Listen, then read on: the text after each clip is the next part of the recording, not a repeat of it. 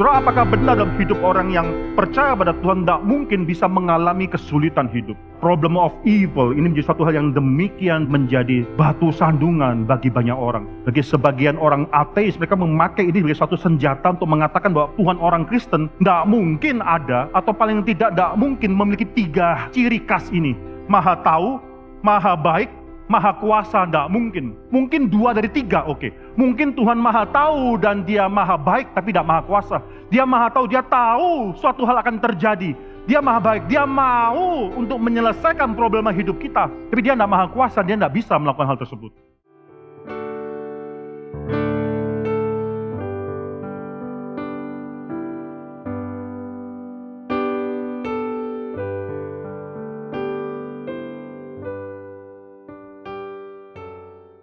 Eksposisi kitab Ibrani, ini eksposisi yang ke-15. Kita akan melanjutkan pembacaan kitab Ibrani dari pasal yang pertama, ayat yang ke-10 sampai dengan ayat yang ke-12. Dan pada mulanya, ya Tuhan, Engkau telah meletakkan dasar bumi, dan langit adalah buatan tangan-Mu.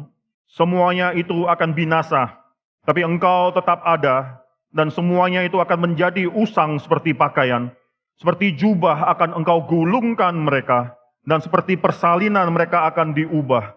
Tapi Engkau tetap sama dan tahun-tahun-Mu tidak berkesudahan. Saudara, kalau saudara masih ingat minggu lalu kita sudah 2 minggu ini, saudara, kita bicara mengenai apa itu natur Tuhan. Bagaimana kita bisa mengetahui apa itu yang baik dan yang jahat. Dan khususnya kalau Alkitab beberapa ayat sebelumnya, saudara bisa lihat dalam ayat yang ke-9.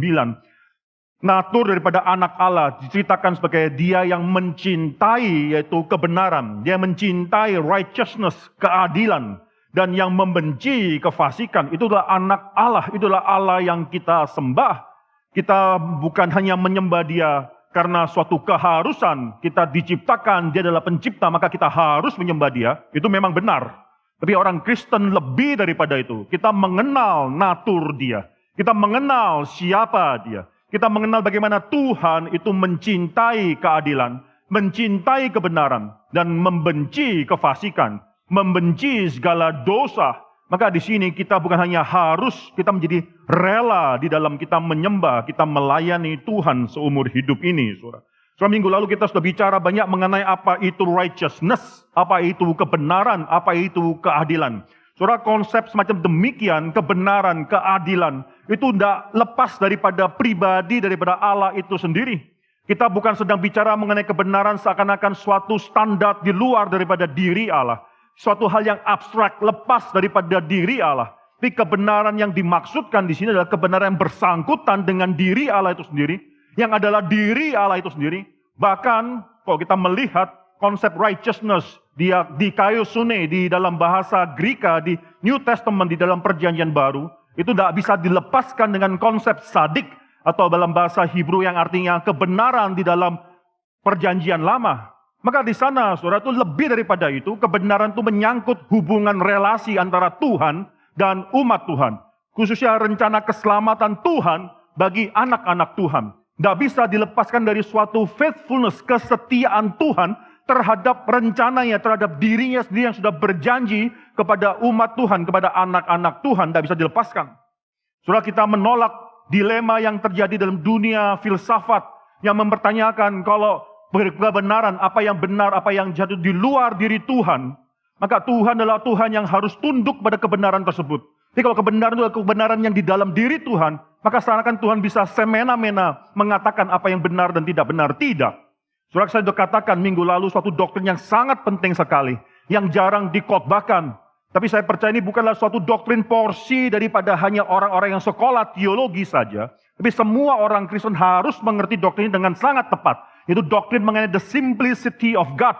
Bukan Tuhan itu simple, bukan Tuhan itu bodoh, bukan Tuhan itu gampang dimengerti, tapi Tuhan simple berarti tidak bisa terbagi-bagi.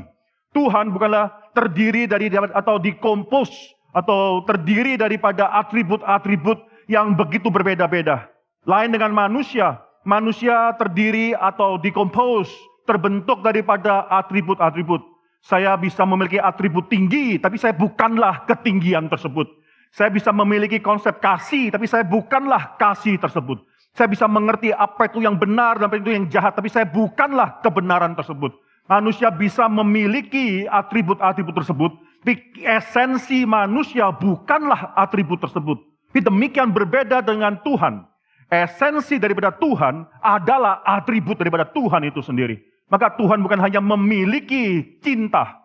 Dia bukan hanya mengenal cinta, mengerti apa itu kasih. Dia adalah kasih itu sendiri. Dia bukan hanya mengenal apa itu konsep benar. Dia adalah kebenaran itu sendiri. Tuhan semacam demikian, saudara. Tidak mungkin semena-mena. Kehendak dia tidak mungkin akhirnya berbeda dengan natur dan atribut dia, saudara. Tidak mungkin, saudara. Dia akan mengkehendaki apa yang adalah menjadi natur dia. Dia akan menghendaki semua atribut-atribut tersebut. Maka di sini tepat sekali penulis Ibrani mengatakan anak Allah itu mencintai kebenaran, pada saat yang bersamaan pasti membenci kefasikan. Itu suatu hal yang tidak bisa. Cinta, kasih itu menjadi suatu hal yang lebih ditonjolkan dalam atribut Tuhan lebih daripada hal yang lainnya. Tidak. Semua satu atribut Tuhan itu menggambarkan keseluruhan daripada atribut Tuhan ini, saudara. Saudara, maka di sini righteousness, sekali lagi saudara, konsep kebenaran, konsep keadilan, itu bukanlah suatu hal yang lepas daripada diri Tuhan. Bukanlah suatu hal yang abstrak. Bukan suatu hal yang lepas daripada apa yang Tuhan rencanakan dalam khususnya konteks keselamatan daripada umat Tuhan. Righteousness, kebenaran, adalah menunjukkan kesetiaan Tuhan terhadap umat Tuhan, terhadap janji Tuhan itu sendiri. Di hadapan Tuhan, bagi Tuhan, righteousness itu berarti kesetiaan. Righteousness itu berarti Tuhan setia kepada janjinya. Khususnya janjinya berkenaan dengan umat Tuhan. Bagi umat Tuhan, sekali lagi konsep righteousness itu bukan suatu hal yang independen daripada diri Tuhan. Bagi kita semua, konsep kebenaran itu dikaitkan dengan diri Tuhan. Dikaitkan dengan janji Tuhan.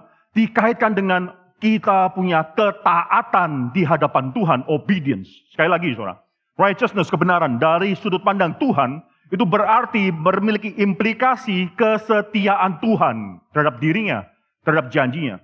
Righteousness dalam diri anak Tuhan itu berimplikasi obedience, ketaatan di dalam diri anak Tuhan. Saudara melihat kedua hal ini, faithfulness, kesetiaan Tuhan, ketaatan manusia, akhirnya dua-duanya bergabung dalam satu orang, yaitu Yesus Kristus, saudara. Yesus Kristus, faithful, setia, taat, sampai mati, dan mati di atas kayu salib.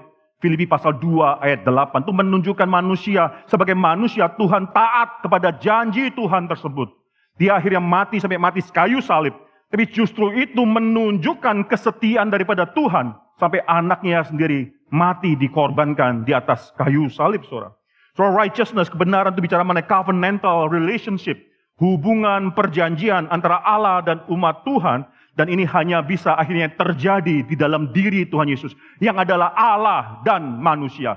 Yang adalah Allah yang setia dan manusia yang taat setaat-taatnya, 100% taat tersebut. Maka di sini, saudara, pribadi dan karya Yesus sekali lagi dinyatakan dalam beberapa ayat ini, saudara. Saudara, kalau saudara perhatikan Ibrani pasal 1 ayat 8 sampai 9, itu mengutip Mazmur pasal 45 ayat 7 sampai 8. Sekali lagi saya katakan, minggu lalu sudah katakan, Mazmur 45 itu bicara mengenai suatu puji-pujian yang diberikan kepada untuk satu raja yang sedang akan menikah. Raja yang mana yang menikah kita tidak tahu, saudara. Ya sekali lagi, saudara, Mazmur pasal 45 itu adalah royal wedding. Suatu puji-pujian bicara mengenai pernikahan daripada suatu raja. A royal wedding. Tapi di sini, saudara, kalau saudara melihat, walaupun kita tidak tahu siapa raja di dalam keturunan Daud yang pernah mendapatkan puji-pujian tersebut. Tapi kita tahu kali ini diaplikasikan kepada Yesus yang adalah keturunan Daud tersebut. Yesus yang akhirnya mendapatkan puji-pujian tersebut. Ini adalah suatu royal wedding. Sangat tepat sekali dikutip di sini. Ketika berbicara mengenai righteousness, kebenaran. Kita bicara mengenai kebenaran itu janji atau rencana Tuhan atas keselamatan bagi umat-umatnya. Maka di sini saudara-saudara mengetahui kita ini adalah mempelai daripada Kristus. Kita adalah mempelai wanita, mempelai perempuan daripada Kristus yang adalah mempelai laki-laki. Sangat unik sekali penulis Ibrani justru mengutip Mazmur 45 di sini. yang berbicara mengenai pernikahan seorang raja, saudara. Saudara, ini sangat unik sekali, saudara. Ini bicara mengenai yaitu righteousness, kesetiaan daripada Tuhan, obedience daripada manusia, yang akhirnya menyatu dalam diri Tuhan Yesus. Dan apa yang dia lakukan, itu akhirnya mengakibatkan manusia, kita semua umat Tuhan, bisa disatukan dengan Kristus. Kita menjadi mempelai wanita daripada Kristus tersebut. Sangat indah sekali. Saudara, hari ini kita akan masuk dalam Ibrani pasal yang pertama ayat 10 sampai ke 12. Kalau saudara pernah sadar, saudara, saya juga pernah khotbahkan, ini dikutip daripada Mazmur. Mazmur pasal 100 yang kedua. Dan hari ini saudara, saya akan mencoba mengupas apa isi daripada Mazmur pasal 100 yang kedua itu. Nanti ini sangat berkaitan sekali dengan apa yang sedang dikatakan oleh penulis Ibrani di sini. Coba kita buka Mazmur. Mazmur 100 kedua, kita akan membaca ke 29 ayatnya secara bertanggapan.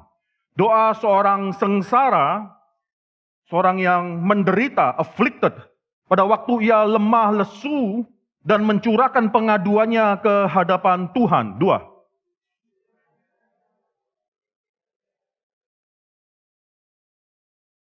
Janganlah sembunyikan wajahmu terhadap aku, pada hari aku tersesak.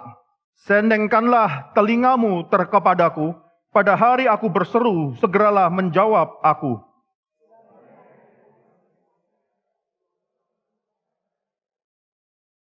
Hatiku terpukul dan layu seperti rumput, sehingga aku lupa makan rotiku.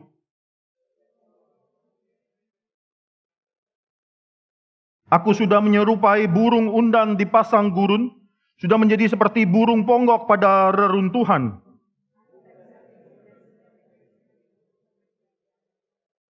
Sepanjang hari aku dicela oleh musuh-musuhku, orang-orang yang mempermainkan aku menyumpah dengan menyebut namaku.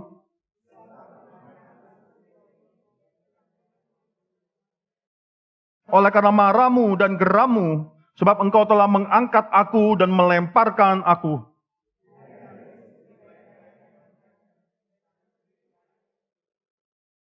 Tapi engkau ya Tuhan bersemayam untuk selama-lamanya dan namamu tetap turun-temurun.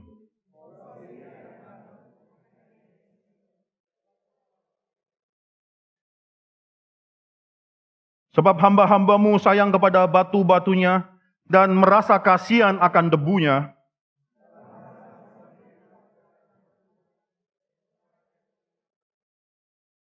Bila Tuhan sudah membangun Sion, sudah menampakkan diri dalam kemuliaannya,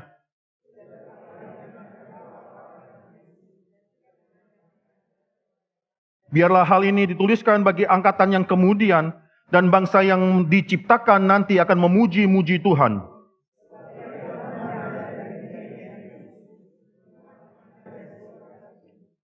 Untuk mendengar keluhan orang tahanan, untuk membebaskan orang-orang yang ditentukan mati dibunuh.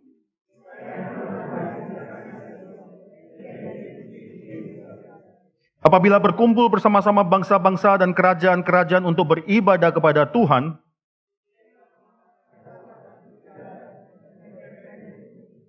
aku berkata, ya Allahku, janganlah mengambil aku pada pertengahan umurku. Tahun-tahunmu tetap turun-temurun.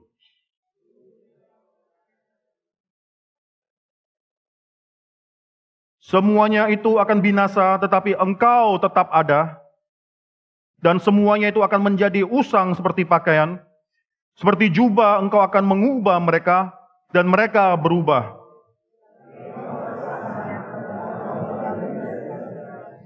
Anak hamba-hambamu akan diam dengan tentram, dan anak cucu mereka akan tetap ada di hadapanmu.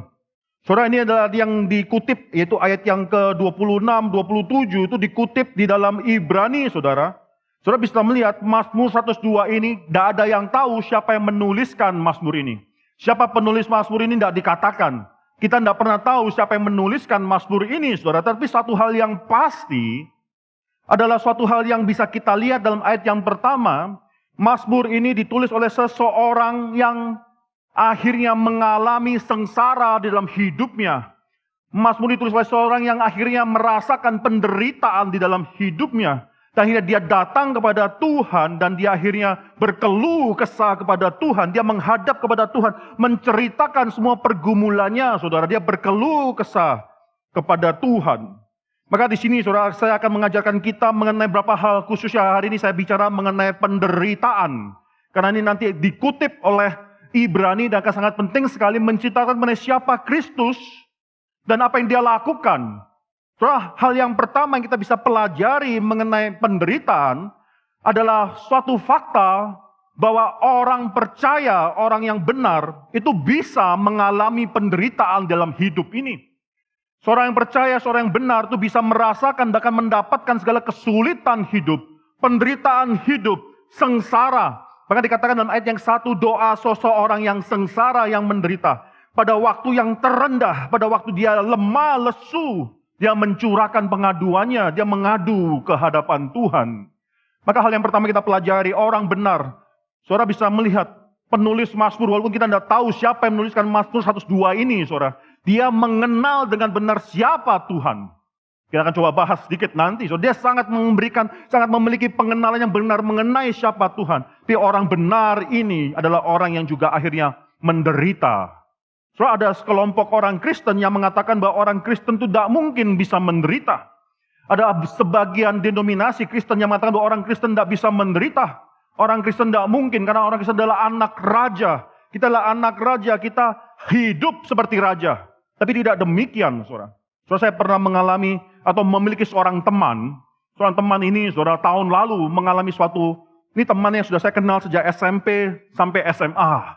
Lalu setelah SMA kita putus atau kita tidak pernah bertemu lagi. Kita ketemu kembali di Facebook, saudara. Dan dia mengalami suatu kesulitan dalam hidup, bagaimana istri yang dikasihi itu akhirnya meninggal dunia karena kanker. Istri tersebut meninggalkan 2 anaknya juga, saudara, itu keluarga yang mengalami suatu kesulitan yang demikian sulit sekali. Saudara, dia menceritakan di Facebook, saya cuma bisa mengikuti bagaimana dia menceritakan segala keluh kesahnya di Facebook tersebut, saudara. Tapi kemarin, saudara, pagi ini saya mendapatkan suatu berita di WhatsApp grup SMA kami, bagaimana dia mengatakan dia begitu mungkin menyesal atau kecewa dengan pendeta-pendeta yang akhirnya memberikan pada dia suatu janji-janji yang kosong.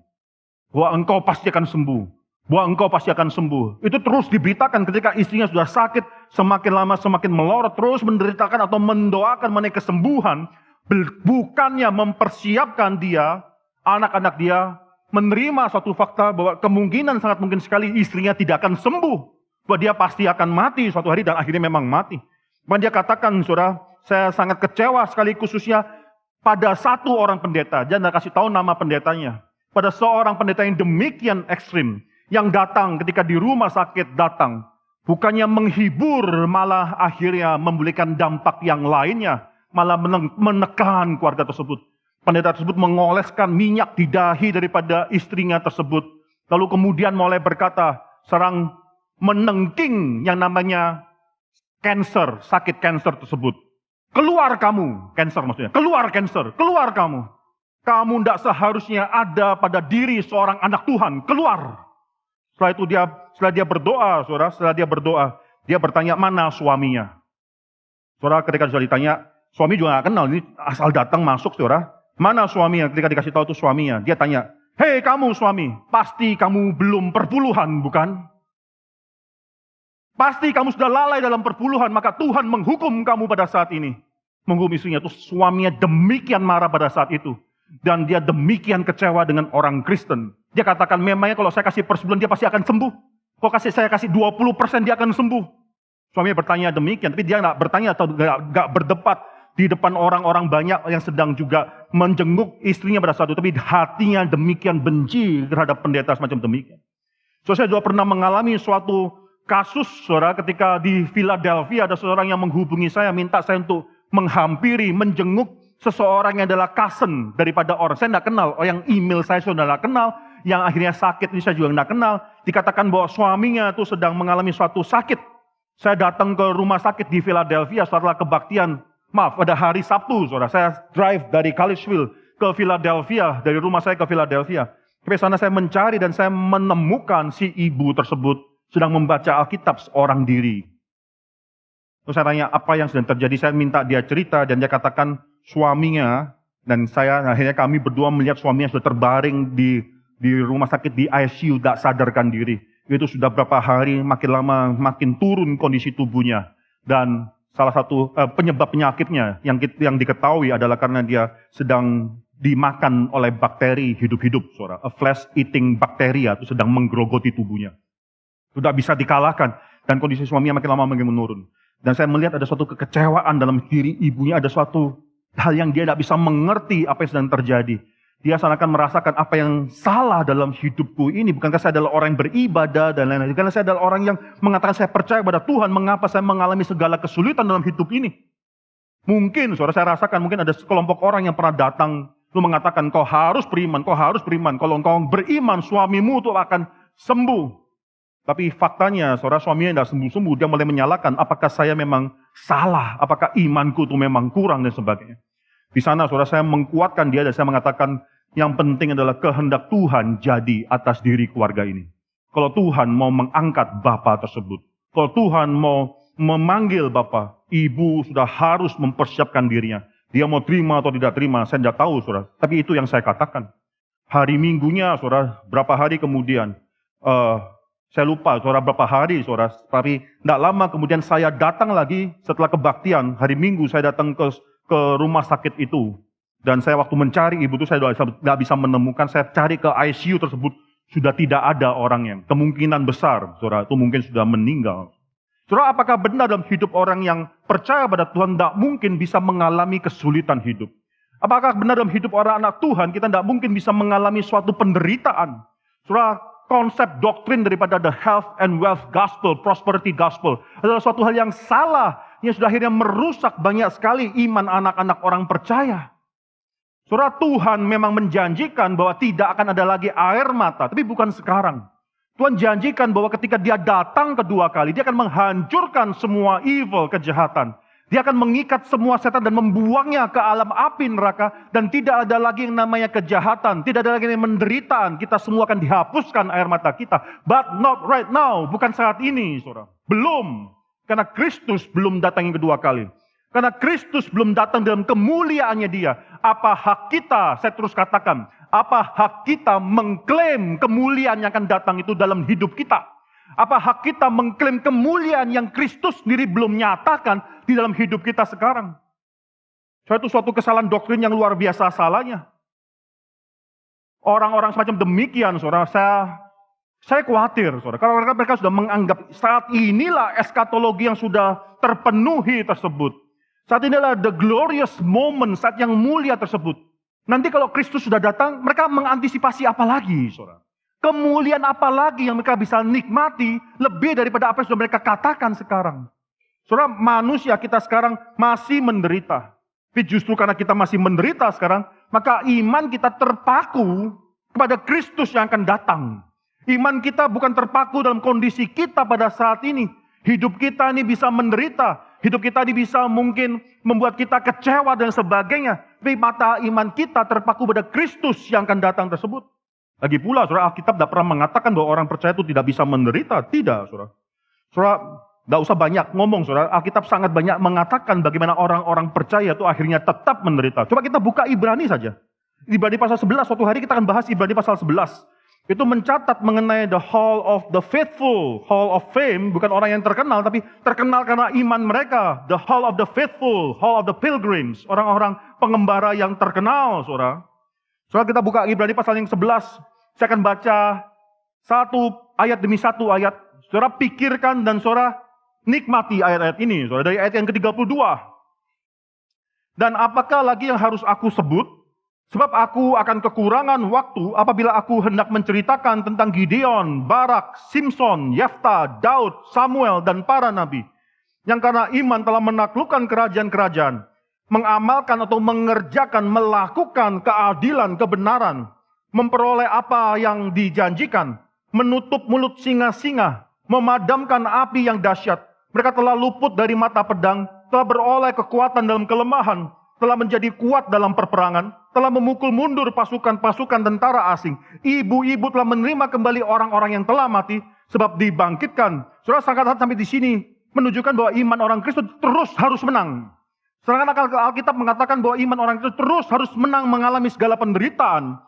Bukan masalah penderitaan ada atau tidak ada. Saudara, kalau saudara perhatikan ayat selanjutnya. Yang membuat iman orang Kristen menang adalah menang atas segala fakta penderitaan itu. Walaupun bisa ada ataupun dikalahkan atau tidak ada. Saudara, saudara ayat 35 dan seterusnya. Saudara, tetapi ini suatu turnover, suatu hal yang berbalik arah. Tetapi orang-orang lain membiarkan dirinya disiksa dan tidak mau menerima pembebasan supaya mereka beroleh kebangkitan yang lebih baik. Ada pula yang diejek dan diderah, bahkan yang dibelenggu dan dipenjarakan. Mereka dilempari, digergaji, dibunuh dengan pedang. Mereka mengembara dengan berpakaian kulit domba dan kulit kambing sambil menderita kekurangan, kesesakan, dan siksaan. Dunia ini tidak layak bagi mereka. Mereka pengembara di padang gurun dan di pegunungan dalam gua-gua dan celah-celah gunung.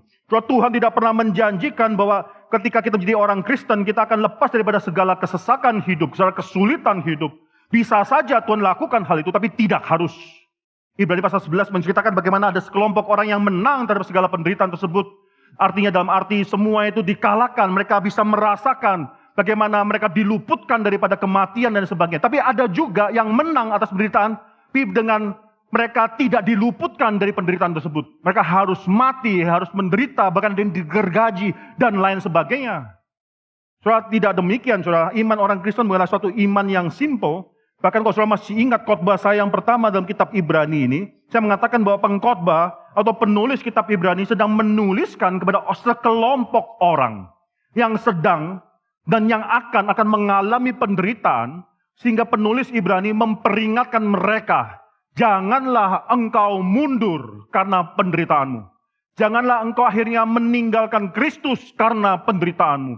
Janganlah engkau melepaskan matamu daripada menatap Kristus yang demikian tinggi hanya karena engkau mengalami penderitaan tersebut. Tapi fokuskanlah matamu pada Kristus, the supreme Christ, yang sudah mengalahkan segala sesuatu, yang akhirnya lebih tinggi daripada segala sesuatu. Dia adalah worthy of our worship. Dia layak untuk kita sembah selama-lamanya. Inilah inti berita daripada penulis kitab Ibrani. Nggak mungkin saudara penulis Alkitab mengatakan bahwa orang Kristen itu lepas, pasti dijamin lepas daripada semua penderitaan. Nggak mungkin. Tidak, hal itu tidak benar dikatakan di sini. Maka di sini health and wealth gospel, prosperity gospel, itu membawa suatu bidat di dalam kekristenan. Saya anggap mereka bukanlah kekristenan. Segala mereka adalah orang-orang bidat yang tidak mengerti, tidak memfokuskan siapa Kristus tersebut. Coba perhatikan lagi dalam Mazmur 102. Coba kita buka Mazmur 102 ini, saudara. Mazmur 102 sekali lagi. Ini orang benar yang mengalami penderitaan. Dia yang sangat mengenal siapa Tuhan mereka. Siapa Tuhan dia, justru dia mengalami penderitaan, sengsara. Bahkan menaikkan doa ini pada saat dia sangat lemah, lesu di hadapan Tuhan. Sekali lagi saudara, hal yang pertama yang kita bisa pelajari daripada Mazmur 102 ini adalah suatu fakta bahwa orang benar, orang yang percaya anak Tuhan, bisa mengalami penderitaan, bisa mengalami sengsara dalam hidupnya. Hal yang kedua yang kita bisa pelajari di sini, bukan hanya mengalami sengsara dalam hidupnya, orang yang benar bahkan bisa merasakan kesengsaraan tersebut, bisa merasakan kesulitan tersebut. Orang yang benar bahkan bisa berduka dan lain sebagainya.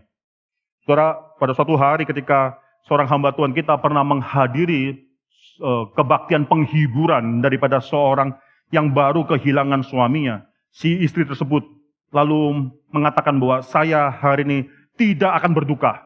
Saya hari ini tidak akan menunjukkan bahwa saya berduka kepada semua orang yang lewat. Dia tidak menangis sama sekali. Dia mengatakan saya tidak berduka. Ketika orang lain mengatakan turut berduka ya bu, dia katakan saya tidak berduka, saya tidak berduka. Saudara, saya rasa itu adalah suatu hal yang aneh dan itu tidak lumrah, saudara. Alkitab tidak pernah mengajarkan bahwa orang Kristen setelah mendapatkan mengenal Kristus, tiba-tiba emosinya hilang. Alkitab tidak pernah mengajar bahwa seorang yang sudah mendapatkan Kristus, tiba-tiba tidak lagi bisa merasakan bahwa ada sakit, ada sengsara, ada penderitaan, ada kesedihan dalam hidup ini. Tidak. Alkitab tidak pernah mengajarkan itu. Bahkan dalam 1 Tesalonika 4 ayat 13, di sana Paulus katakan, aku mau engkau tahu satu hal, bahwa mereka itu bukan mati. Bahwa mereka yang mati itu bukan mati selama-lamanya, mereka sedang tidur sehingga engkau tidak berduka. Sebagaimana orang dunia berduka, mereka yang tidak memiliki pengharapan tersebut. Aku mau engkau mengenal satu hal, bahwa engkau tidak berduka sebagaimana orang dunia berduka. Saudara perhatikan di sini, saudara. Berapa ayat yang kita bisa baca tadi di dalam Mazmur 102 menunjukkan bagaimana pemazmur di sini yang menyanyikan atau yang sedang berdoa kepada Tuhan ini benar-benar merasakan suatu kepahitan dalam hidup, merasakan duka dalam hidup ini. Mazmur 102 ayat keempat. Sebab hari-hariku habis seperti asap. Tulang-tulangku membara seperti perapian. Dia merasakan demikian sakit. Dia merasakan demikian real penderitaan tersebut. Dia merasakan hari-harinya tuh sekarang sudah tidak ada artinya. Seperti asap yang sudah naik. Dia merasakan demikian, merasakan sakit di dalam penderitaannya dia tersebut. Ayat yang ke-10 misalnya, saudara. Sebab aku makan abu seperti roti. Roti yang dia makan itu seperti dia makan abu. Tidak ada rasanya. Dia seperti sedang makan abu dalam penderitaan tersebut. Bahkan, kalau saudara lihat, minumannya tercampur dengan tangisan. Minumannya sudah tercampur dengan tangisan. Itulah hidup orang yang demikian menderita. Saudara bisa merasakan dalam puisi yang dia tuliskan betapa dalamnya orang ini yang sedang menderita ini, saudara. Ayat yang ke-12, saudara. Hari-hariku seperti bayang-bayang memanjang. Apa maksudnya bayang-bayang memanjang? Bayang-bayang memanjang itu bayang-bayang pada sore hari. Ketika matahari sudah mulai turun, saudara. Itu bayang-bayang mulai memanjang. Maksudnya apa? Penderitaannya itu sudah lama. Penderitaan yang dia rasakan sudah demikian lama. Bayang-bayang demikian memanjang. Bahkan dikatakan di sana, aku sendiri layu seperti rumput. Rumput yang telah menerima terik matahari dari pagi sampai sore sudah mulai layu. Dia mengatakan bahwa penderitaan dia sudah demikian panjang. Aku hari-hariku seperti bayang-bayang yang memanjang tersebut, saudara. Saudara, orang yang benar, anak Tuhan, bukan hanya bisa mengalami, bisa merasakan juga penderitaan. Kita menolak paham daripada orang-orang stoik, stoisisme, yang mengatakan bahwa mereka lebih tinggi daripada orang-orang lainnya. Filsafat mereka lebih tinggi daripada filsafat semua orang lainnya. Karena mereka tidak memiliki emosi. Orang stoik merasa diri hebat. Kalau ada hal yang bahagia terjadi, tenang. Kalau ada suatu penderitaan, kematian yang paling menyakitkan sekalipun, dia tidak akan tergoda atau terganggu oleh penderitaan tersebut. Tenang, flat, emosinya flat, saudara. Saudara, kita bukanlah demikian, saudara. Kita adalah orang-orang yang memang terikat dengan dunia, dengan orang yang kita kasih, dengan apa yang Tuhan berikan dalam hidup ini. Ketika kita dipecat, kita kehilangan pekerjaan, tidak ada orang Kristen lalu mengatakan tenang, tidak perlu ada emosi, itu biasa saja. Tidak, ada kesedihan, ada kekhawatiran apa yang akan kulakukan ketika aku tidak memiliki pekerjaan lagi. Bagaimana dengan hidup keluargaku? Ada kekhawatiran, tetapi kita tidak khawatir seperti orang dunia. Kita tidak berduka seperti orang dunia. Bukannya kita tidak bisa khawatir, bukannya kita tidak bisa berduka. Tidak. Kita tidak membuat hidup kita terus-menerus hidup dalam kedukaan tersebut. Kita tidak membiarkan hidup kita terus-menerus di dalam kekhawatiran tersebut. Kita tidak membiarkan hidup kita terus-menerus di dalam ketakutan atas uncertainty. Karena kita akan dilepaskan dengan mengetahui satu hal. Maka kita dipakukan kepada Kristus dan janji-janji Kristus. Satu hal yang sangat penting, saudara. Sekali lagi, saudara-saudara bisa melihat dalam Mazmur pasal 102 ini, itu bukan hanya orang benar ini mengalami penderitaan, tapi merasakan demikian beratnya penderitaan tersebut. Hal yang ketiga, yang saya akan pakai waktu lebih banyak untuk menjelaskan hal ini, saudara. Setelah kita mengalami, setelah kita merasakan segala kesulitan hidup, kita harus bertanya, what to do about it? Lalu bagaimana? What are we going to do about it? Lalu kita harus bagaimana? So di sini saudara ada dua respons yang salah di dalam diri orang Kristen mengenai hal ini. Yang pertama, saudara, mereka mengatakan bahwa Tuhan tidak berkuasa melakukan apapun di dalam hidupku, dalam memberhentikan segala masalah hidup yang kualami. Respon yang kedua, mungkin kita akan merasakan apa yang kita alami sama sekali tidak ada hubungannya dengan Tuhan. Saudara, dua-dua hal ini adalah hal yang salah. Saudara, saya akan kutip dari hal yang pertama, atau kita akan jelaskan hal yang pertama yang salah ini. Tuhan tidak berkuasa melakukan apa-apa. Saudara, di dalam filsafat, dalam dunia filsafat, ada suatu problem. Orang filosof selalu buat problem, saudara ya. Dilema lah, problem lah, selalu mereka membuat problem. Tapi kekristenan menjawab semua problem tersebut. Dalam dunia filsafat, saudara, ada problem yang namanya the problem of evil. problem daripada kejahatan, saudara. Saudara, khususnya kalau kita mengerti siapa Tuhan itu, dan kita melihat ada kejahatan dalam dunia ini, bagaimana kita bisa merekonsiliasikan kedua hal ini? Kejahatan itu ada, dan Tuhan itu ada. Bagaimana kita bisa merekonsiliasikan kedua hal ini? Apalagi saudara, di dalam konsep orang Kristen, ada 3 hal besar yang kita imani, saudara, bahwa Tuhan adalah Tuhan yang maha kuasa, omnipotent. Bahwa Tuhan itu adalah Tuhan yang maha kuasa. Kedua, Tuhan itu adalah Tuhan yang maha baik, omnibenevolent. Tuhan yang sangat baik, yang maha baik. Dan yang ketiga, Tuhan adalah Tuhan yang maha tahu, omniscient. Tuhan yang maha tahu, tahu segala sesuatu. Kalau Tuhan adalah maha kuasa, Tuhan adalah maha baik, Tuhan adalah maha tahu, pertanyaan adalah mengapa kejahatan itu masih ada? Mengapa evil itu masih ada? Mengapa anak-anak Tuhan masih bisa merasakan kejahatan evil dalam dunia ini? Bukankah Tuhan yang maha baik adalah Tuhan yang mampu akhirnya dan mau untuk menyelesaikan semua kejahatan? Sekali lagi saudara, kalau Tuhan itu adalah Tuhan yang maha baik, pasti Tuhan itu mau di dalam menyelesaikan semua kejahatan. Kalau Tuhan itu adalah Tuhan yang maha kuasa, pasti dia bisa, mampu di dalam menyelesaikan semua kejahatan. Sekali lagi, Tuhan yang maha baik pasti mau, karena dia baik. Dia pasti mau menyelesaikan segala kejahatan, segala problema hidup daripada anak-anak Tuhan. Tuhan yang maha kuasa adalah Tuhan yang pasti bisa, karena dia maha kuasa, dia pasti bisa menyelesaikan semua problema hidup daripada anak-anak Tuhan.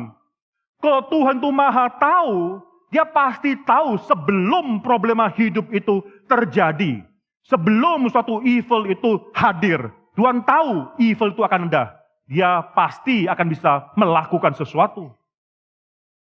So, beberapa tahun yang lalu, saudara, ketika saya baru belajar filsafat di Calvin College, mengambil kelas filsafat. Lalu salah satu teman baik saya di Malang, saudara, sudah lama kami menjadi teman baik. Ya, sudah lama kami menjadi teman baik. Itu mamanya, ibunya, itu baru kehilangan suaminya secara mendadak. Ketika mereka liburan, saudara, mereka naik jet ski main di sana. Tiba-tiba jet ski papanya tabrakan dengan jet ski orang lain, dan tak lama kemudian papanya meninggal on the spot, dibawa ke pantai, sudah meninggal. Kalau di sana, saudara, itu ibu demikian menangis, terus menangis. Dia mengapa? Pertanyaan dia terus adalah mengapa? Mengapa kok Tuhan biarkan? Tuhan tahu itu sudah akan terjadi. Kenapa Tuhan biarkan? Mengapa Tuhan biarkan suami yang ku sayangi tersebut, yang ku cintai tersebut akhirnya tabrakan? Bukankah Tuhan sudah tahu? Kalau Tuhan sudah tahu, mengapa Tuhan tidak rintangi? Bukankah Tuhan maha kuasa? Kenapa Tuhan tidak merintangi? Kalau Tuhan baik, kenapa Tuhan tidak jaga pada saat itu? Itu menjadi suatu pertanyaan-pertanyaan. Orang itu, saudara, waktu itu kami datang ke Malang, saya dengan papa saya, dengan Pak Tong datang ke Malang, di kamar dia bertemu dengan Pak Tong. Saya mendengarkan diskusi dia. Bagi saya ini seakan-akan menjadi cuma diskusi filsafat saja, saudara. Ya, saya pikir, wah ini saya bisa jawab gampang. Saya bilang, wah saya langsung menyela, saudara. Sok, orang yang baru belajar memang sok, saudara ya. Saya bilang, oh gampang. Coba pikirkan. Saya pikirkan. Kalau Tuhan tahu sesuatu, ya, kalau Tuhan tahu sesuatu, kalau Tuhan merintangi hal tersebut supaya nggak terjadi, lalu Tuhan tahu apa? Sekali lagi, saudara ya. Kalau Tuhan tahu sesuatu akan terjadi, lalu Tuhan merintangi hal tersebut supaya tidak terjadi, lalu apa yang Tuhan ketahui? Suatu hal yang nggak pernah terjadi. Lalu Tuhan tahu suatu hal yang kosong. Saya katakan demikian. Lalu papa saya senyum, Pak Tong senyum. Si istri atau ibu daripada teman baik saya tersebut juga senyum. Lalu mengatakan, wah David pinter ya. Tapi tidak menjawab problema hidup saya. Saudara, ini menjadi suatu hal yang, saudara, problem of evil, ini menjadi suatu hal yang demikian menjadi batu sandungan bagi banyak orang. Bagi sebagian orang ateis, mereka memakai ini sebagai suatu senjata untuk mengatakan bahwa orang Kristen, Tuhan orang Kristen, tidak mungkin ada, atau paling tidak mungkin memiliki 3 ciri khas ini. Maha tahu, maha baik, maha kuasa, tidak mungkin. Mungkin 2 dari 3, oke. Mungkin Tuhan maha tahu dan dia maha baik, tapi tidak maha kuasa. Dia maha tahu, dia tahu suatu hal akan terjadi. Dia maha baik, dia mau untuk menyelesaikan problema hidup kita. Tapi dia tidak maha kuasa, dia tidak bisa melakukan hal tersebut. Atau mungkin dia maha kuasa dan maha tahu.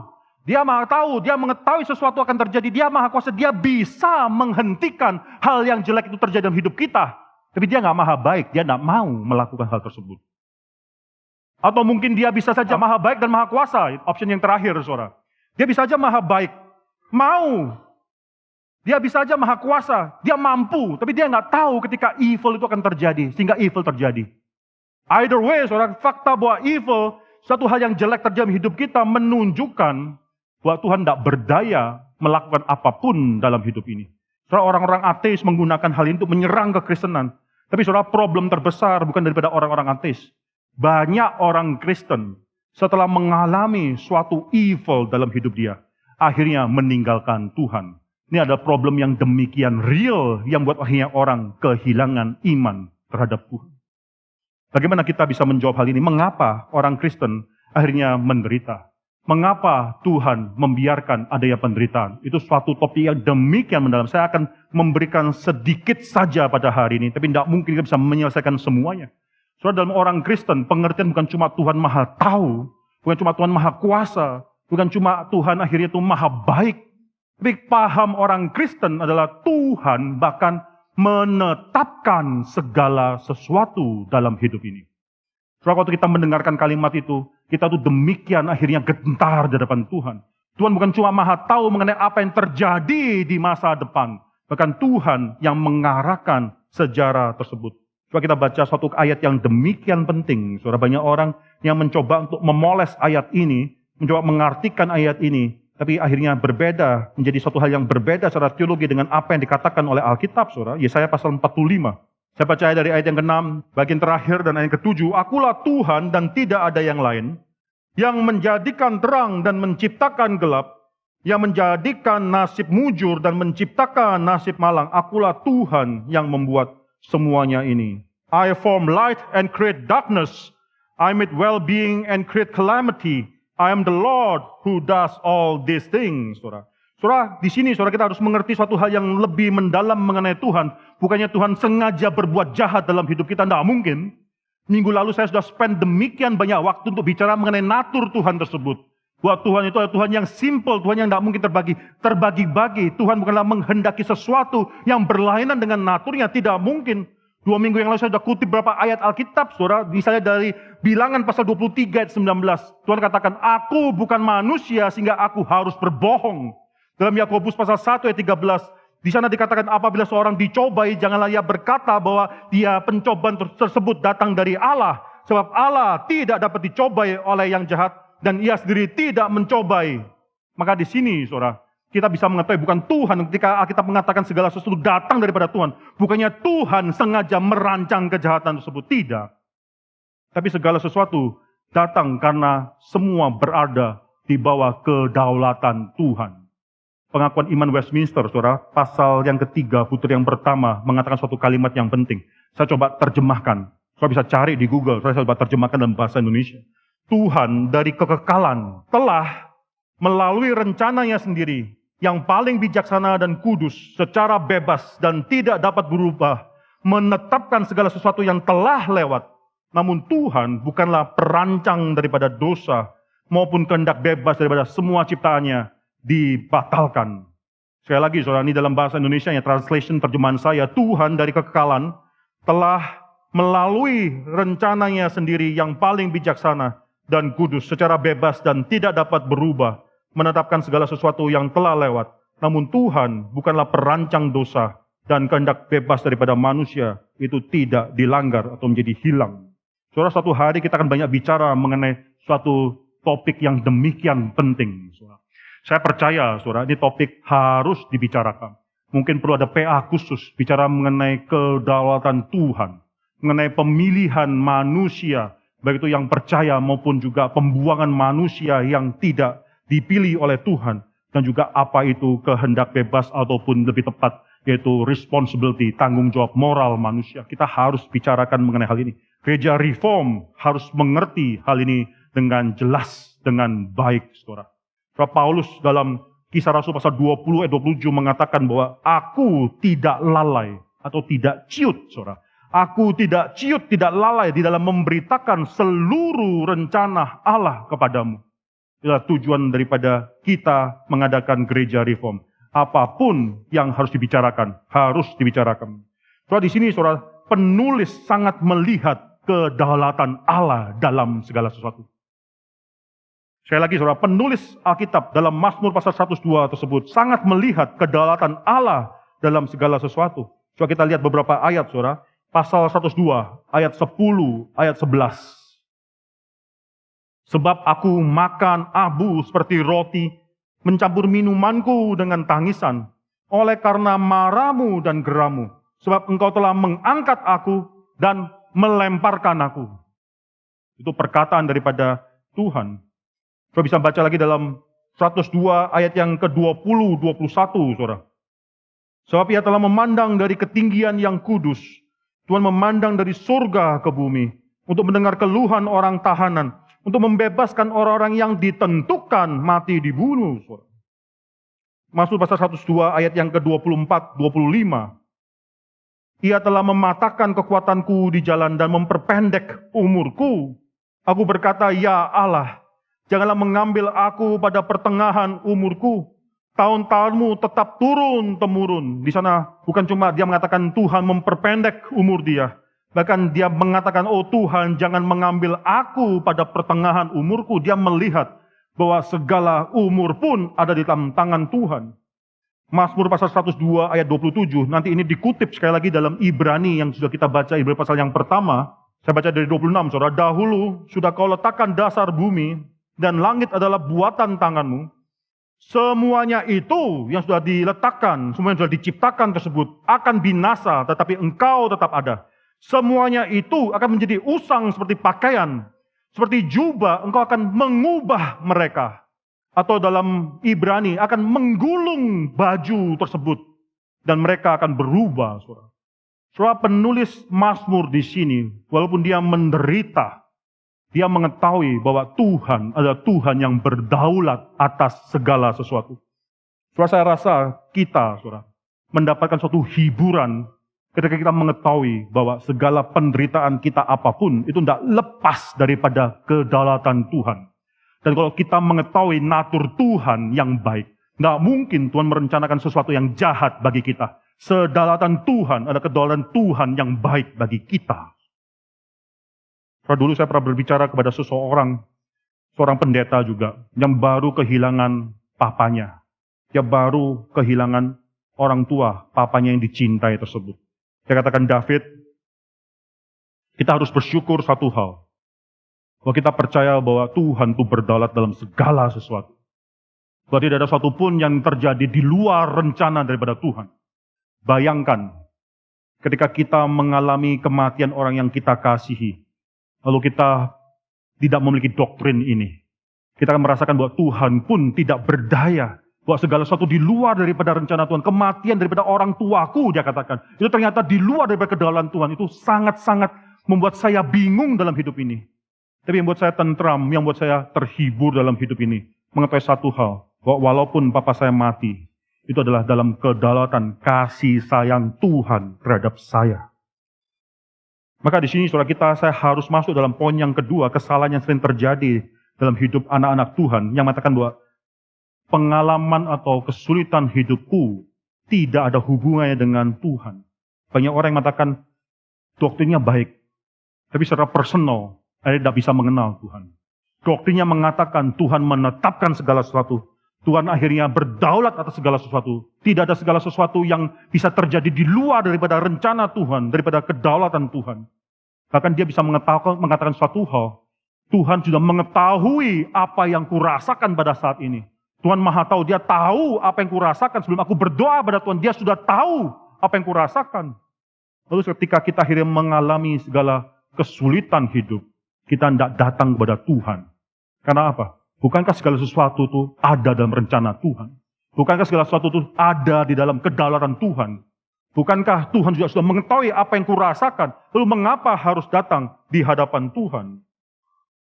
Saudara, sampai di sini, saudara bisa melihat seringkali dalam doktrin kita menjadikan, mempersamakan Tuhan yang berdaulat dengan takdir. Kesalahan terbesar yang pernah kita lakukan sebagai orang reform, mempercayai Tuhan yang berdaulat dan mempersamakan, akhirnya bahkan merendahkan Tuhan, menjadikan Tuhan hanya sama dengan takdir. Saudara, penulis daripada Mazmur di sini, demikian indah ketika dia tahu Tuhan itu berdaulat. Bahkan segala sesuatu yang terjadi dalam hidup dia itu karena di dalam kehendak, di dalam rencana, dalam kedaulatan Tuhan. Tapi dia datang kepada Tuhan. Dia datang dalam Tuhan dan dia memberikan keluh kesah kepada Tuhan. Saudara, saya rasa salah satu skill yang sudah hilang dalam diri banyak orang Kristen adalah skill meratap di hadapan Tuhan. Kita sudah jarang meratap di hadapan Tuhan. Saudara tahu ya arti kata ratap ya. Saudara, ada buku yang namanya buku Ratapan. Saudara, saya pernah ke Israel. Lalu di sana ada satu tembok yang katanya adalah tetap tembok yang pernah ada sampai kaitannya dengan tembok yang pernah didirikan oleh Salomo, saudara. Di sana ada tembok namanya Wailing Wall, tembok ratapan. Di sana mereka berdiri dalam tembok, berdoa kepada Tuhan mereka mencucurkan air mata, mereka meratap di sana dan mereka menuliskan sesuatu, saudara. Lalu mereka lipat tulisan kertas tersebut dan mereka sempilkan dalam celah-celah batu tersebut, mereka masukkan. Tidak ada orang yang melihat kecuali Tuhan dan mereka. Tidak ada orang yang berani mengambil dan membaca kira-kira orang itu dinulis apa. Tidak ada. Itu adalah suatu hal yang rahasia antara orang tersebut dengan Tuhan. Terus saya melihat hal tersebut memang agak ekstrim, kita merasa agak ekstrim. Tapi saya rasa kita sudah terlalu dingin dalam hidup ini. Sehingga kita cuma bisa meminta pada Tuhan. Minta berkat pada Tuhan. Tapi kalau kita sengsara, menderita, kita tidak memiliki kemampuan untuk akhirnya berkeluh kesah di hadapan Tuhan. Maka di sini saudara sangat unik sekali penulis daripada kitab Mazmur di sini. Dia mengalami segitu banyak penderitaan. Dia tahu Tuhan itu berdaulat. Tapi dia datang kepada Tuhan untuk berkeluh kesah. Ada orang yang mengatakan kalau Tuhan itu berdaulat atas segala sesuatu. Mengapa kita harus berdoa? Bukankah Tuhan sudah berdaulat atas segala sesuatu? Mengapa kita masih harus datang ke diri Tuhan untuk berdoa? Saya katakan satu kalimat, saudara. Kalau Tuhan tidak berdaulat atas segala sesuatu, mengapa kita berdoa kepada Tuhan yang tidak berdaulat? Sekali lagi, justru kalau Tuhan tidak berdaulat atas segala sesuatu, mengapa kita harus datang ke hadirat Tuhan?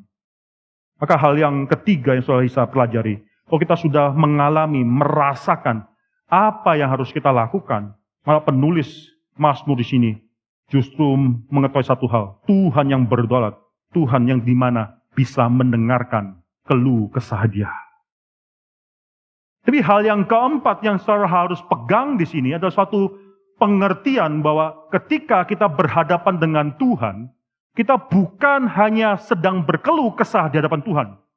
Seorang yang beriman tidak datang dalam kehadapan Tuhan dan berhenti hanya berkeluh kesah di hadapan Tuhan. Seorang beriman bisa mengalami kesulitan hidup, bisa merasakan penderitaan tersebut, bisa datang kepada Tuhan dan berkeluh kesah kepada Tuhan, tetapi tidak berhenti di sana.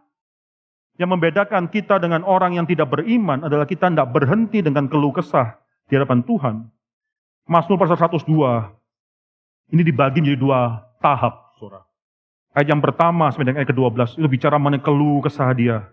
Tapi dalam ayat yang ke-13 itu ada suatu perputaran.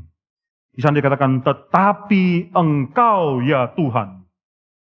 Ini suatu hal yang indah. Dia mengatakan hidupnya itu sementara, hidupnya mengalami kepahitan, hidupnya mengalami ini dan itu dan sebanyak. Dia mengatakan bahwa dia itu seperti bayang-bayang yang memanjang pada hari sore. Dia itu habis seperti asap. Oh, dikatakan bahwa bagaimana dia merasakan bahwa dia tuh makan abu itu seperti roti, makanannya tuh roti itu seperti abu. Minumannya sudah tercampur dengan tangisannya, tetapi dia tidak berhenti dalam penderitaannya dia. Dia berputar dalam ayat ke-13. Tetapi Engkau ya Tuhan bersemayam untuk selama-lamanya, dan namamu tetap turun-temurun, dan seterusnya. Sampai dalam ayat yang ke-26, 27, yang akhirnya dikutip di dalam Ibrani.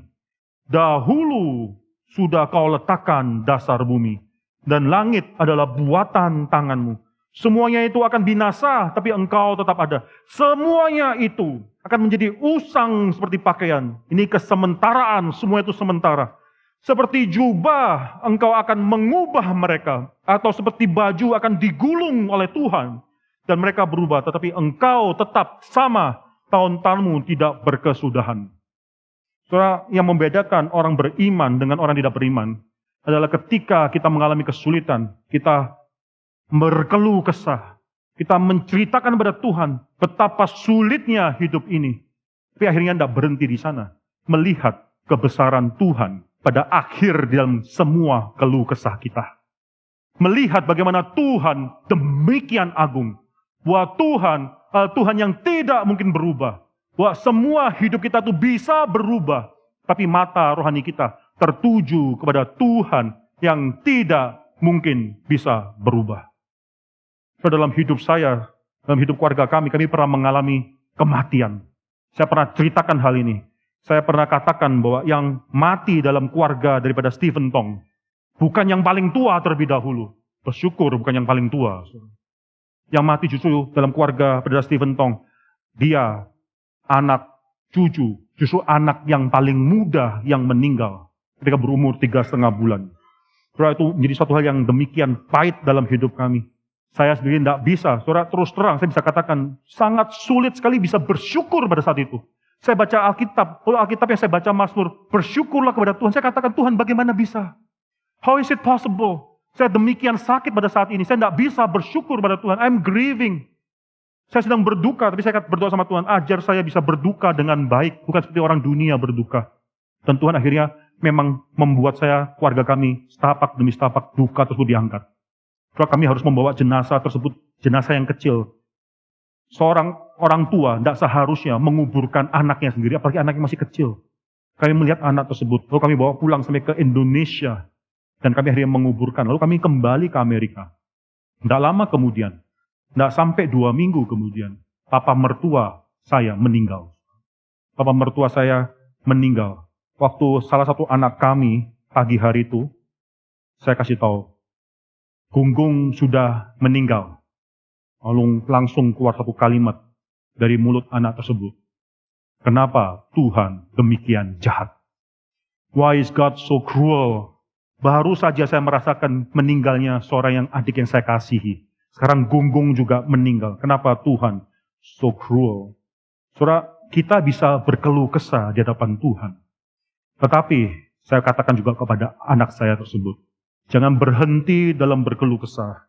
Dalam semua keluh kesah kita, mari kita melihat Tuhan yang lebih besar daripada segala kesementaraan hidup kita ini.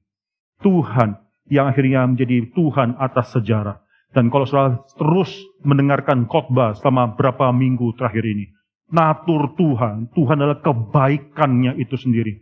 Tidak ada Tuhan, tidak perlu standar di luar Tuhan untuk menentukan apa yang baik dan apa yang jahat. Justru Tuhan adalah kebaikan itu sendiri. Tuhan adalah kasih itu sendiri. Tuhan adalah kebenaran itu sendiri. Maka walaupun Tuhan berdaulat segala sesuatu, Dia tidak akan semena-mena dengan kedaulatan yang Dia miliki tersebut. Tetap kita ada dalam tangan Tuhan yang mengasihi kita. Saudara, minggu depan, saudara, saya akan ajak kita memikirkan apa maksud Mazmur 102 ini. Siapa sebenarnya yang sedang dimaksudkan oleh Mazmur 102 ini? Dan mengapa akhirnya Mazmur 102, berapa ayat tersebut akhirnya masuk dalam Ibrani, bicara mengenai Kristus. Saudara akan melihat keindahan daripada Mazmur 102 dan keindahan daripada Ibrani yang mengkutip Mazmur 102 ini. Mari kita tundukkan kepala dan kita masuk di dalam doa. Bapa dalam surga, kami bersyukur untuk firman Tuhan yang sudah kami dengarkan. Hamba-Mu sudah berhenti bicara ya Tuhan, sekarang berbicara dalam hati anak-anak Tuhan. Dalam hidup kami banyak terjadi mungkin problema-problema hidup yang menandakan memang bahwa kami tidak berkuasa atas hidup kami sendiri. Bahwa kami memang adalah orang-orang yang berdosa dan kami akhirnya harus menderita karena memang kami hidup dalam dunia yang sudah berdosa ini. Bapak, tapi biarkanlah mata kami tertuju kepada apa yang sudah dilakukan oleh Kristus dan apa yang sudah dijanjikan oleh Allah, oleh Engkau sendiri bagi kami ya Tuhan. Jangan biarkan kami hidup di dunia ini dan akhirnya dihancurkan, terguncang oleh ombak dunia ini. Jadi mata rohani kami terus terpaku pada Kristus dan kemuliaan yang akan datang. Kami serahkan semuanya dan setelah lagi kami akan masuk dalam perjamuan kudus. Ketika kami mengenang apa yang sudah Kristus lakukan bagi kami semua. Kiranya kami diberikan satu hati yang segar, mengetahui bahwa kami dikasihi oleh Kristus dan oleh karena itu kami mengasihi Kristus. Jangan biarkan kami jatuh dalam pergumulan hidup kami. Kiranya perjamuan kudus ini mengingatkan kami sendiri pada kasih Kristus. Dalam nama Tuhan Yesus Kristus kami berdoa. Amin. Tuhan.